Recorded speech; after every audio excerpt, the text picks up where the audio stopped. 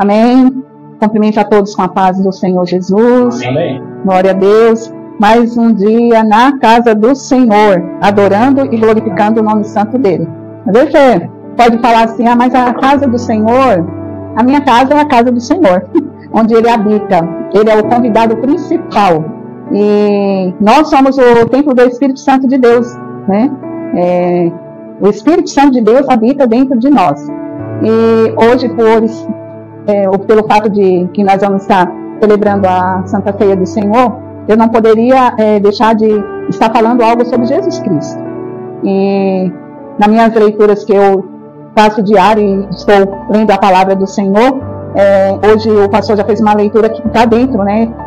Falando sobre Jesus, a questão da crucificação dele. E hoje eu vou dar continuidade nesse momento, essa oportunidade.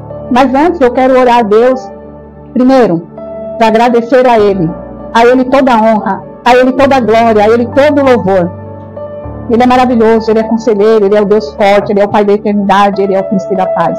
E esse mês é um mês especial para mim, porque nesse ano vai fazer 25 anos que eu conheci o meu esposo, o pastor Paulo, e foi no mês de abril que nós ficamos noivos. Nos conhecemos em fevereiro. O processo foi muito rápido, porque foi oração feita a Deus. E eu sou muito grata ao Senhor por tudo que Ele fez, porque a minha vida foi transformada. Sabe, ser uma água e de repente ela virar um suco saboroso? Assim foi a minha vida. Ela foi transformada dessa forma. E eu glorifico ao Senhor, então tenho muito a agradecer a Ele por isso. E eu tenho certeza que você também tem muita coisa para agradecer a Deus pelo que Ele fez nas nossas vidas, na sua vida. Aleluia. Exaltado e glorificado seja o santo nome do Senhor. Senhor, meu Deus e Pai soberano, nós te exaltamos, nós te glorificamos. Eu te agradeço, Senhor, por mais esse dia, por mais essa oportunidade. Te agradeço, Senhor, pelas leituras que eu tenho feito da palavra de Deus, pela leitura que minha família também tem feito sobre a tua palavra. Porque é a palavra que nos convence do pecado, é a palavra que nos coloca dentro de nós o desejo de mudança de vida, de mudança de mente. Porque todo dia, Senhor, nós precisamos ter um encontro contigo e mudarmos as nossas vidas. Porque o Senhor veio para dar vida e dar vida com abundância. Amém? Senhor, eu oro por aqueles que estão enfermos. Eu oro pela Dona Madalena, que está no leito. Senhor, eu oro pela Ivone. Eu oro, Senhor, por todos aqueles, Senhor, que estão doentes, não só do corpo, mas são doentes da alma. Que eles venham saber que Jesus é o que dá vida. E Deus está no controle de tudo, de todas as coisas.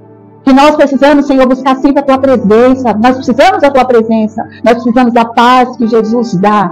E nós precisamos da alegria que também só o Espírito Santo dá. Amém? Então, abra suas Bíblias. No Evangelho de Jesus Cristo, segundo escreveu Mateus, capítulo 28. Amém? Capítulo 28. Ao findar do sábado, ao entrar o primeiro dia da semana, Maria Madalena e outra Maria foram ver o sepulcro. Eis que houve um grande terremoto, porque o anjo do Senhor desceu do céu, chegou-se, removeu a pedra e assentou-se sobre ela. O seu aspecto era como um relâmpago, e sua veste alva como a neve.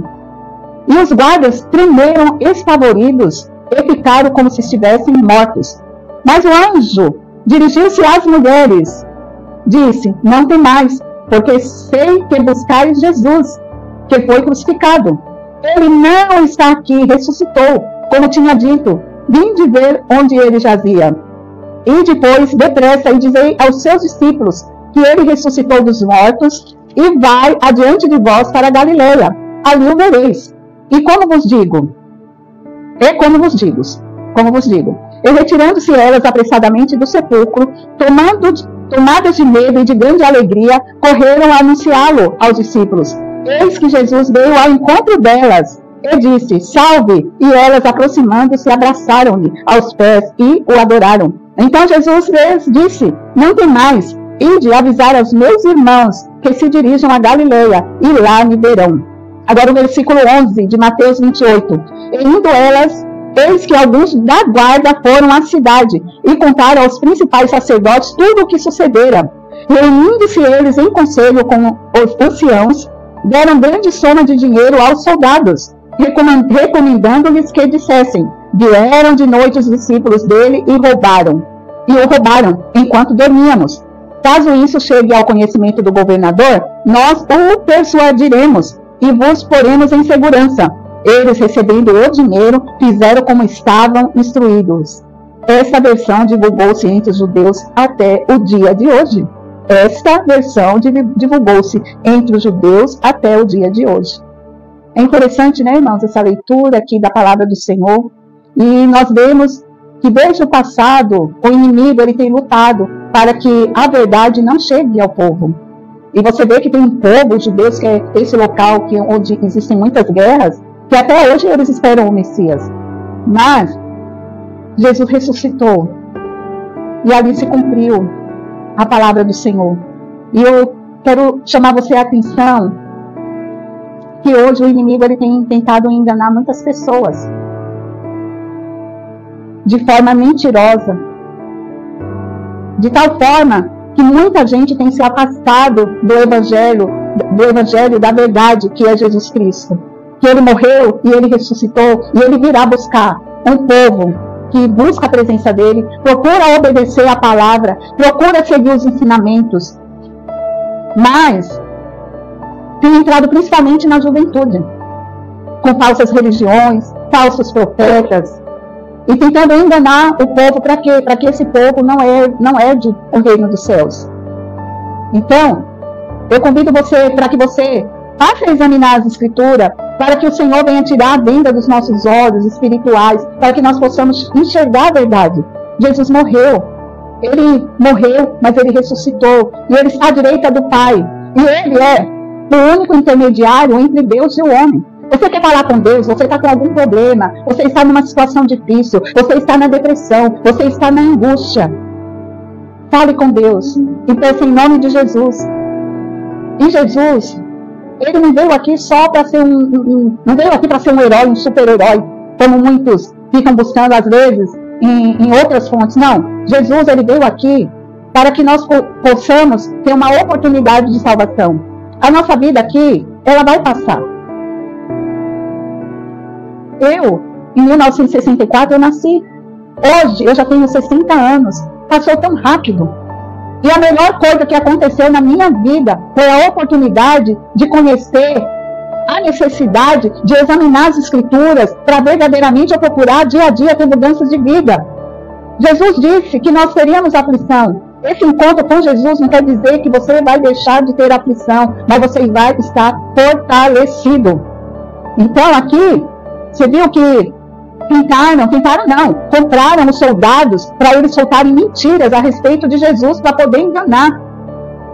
E Jesus, a preocupação maior dele é a salvação das nossas almas. E o inimigo ele tem entrado muitas vezes em muitos lugares, em muitas igrejas, para levar as pessoas a buscar a questão de prosperidade financeira. Eu quero dizer para vocês que nós não necessitamos de muitas coisas nessa terra. Mas se o Senhor tiver um plano de prosperidade na sua vida, ela vai acontecer. Mas a maior prosperidade que um homem pode ter na vida é ele ter um encontro genuíno com Jesus. É você seguir avante, marchando e sabendo que tem um Deus, que Ele nos criou. Ele nos criou. Nós somos criaturas feitas pela mão de Deus. E se você examinar as Escrituras, você vai ver que as Escrituras ensinam o homem a ser uma pessoa cada vez melhor. E nós sabemos que através da Escritura, a vida da carne cessa aqui na terra, mas a vida espiritual, ela continua. Jesus, ele ressuscitou, Jesus, ele vive. E depois que ele morreu e ele ressuscitou, ele ficou por cerca de 40 dias junto ali com os discípulos dele, onde ele também deu vários ensinamentos. E ali não teve só os discípulos, como você viu aqui, haviam mulheres também que seguiam a Jesus. E se você for examinando as Escrituras e você fizer uma leitura mais profunda, Jesus teve irmãos e teve irmãos que também foram seguidores de Jesus. É que eles, na palavra, eles não buscam dar ênfase a esse meu irmão que fala por parte de José e Maria, não dá esse ênfase, porque a ênfase da palavra é mostrar para nós o caminho da salvação. E Jesus, ele é o caminho da salvação, de nos livrar da perdição, porque ali, no início da palavra, aqui em Gênesis, através do pecado e da desobediência de Adão e Eva, o homem, ele foi desligado. Mas Jesus, através de Jesus, houve a religação.